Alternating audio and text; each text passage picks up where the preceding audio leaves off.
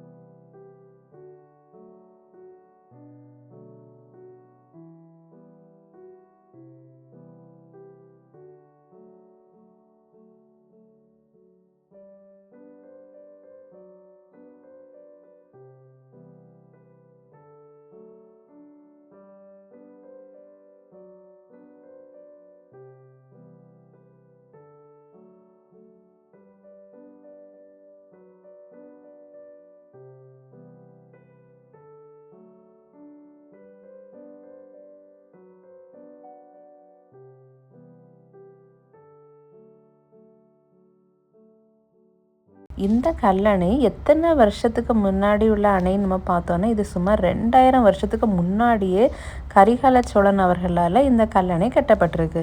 அதனால காலத்தால் மறக்க முடியாத அழிக்க முடியாத இந்த கல்லணையை நம்ம கண்டிப்பாக ஒரு முறையாவது நம்ம இந்த அணையை சுற்றி பார்க்கணும். நம்ம பிள்ளைங்களுக்கும் இதை காட்டி கொடுக்கணும். உங்களுக்கு இந்த வீடியோ பிடிச்சிருக்கோன்னு நினைக்கிறேன். இனி அடுத்த வீடியோவில் சந்திப்போம். பாய், தேங்க்யூ.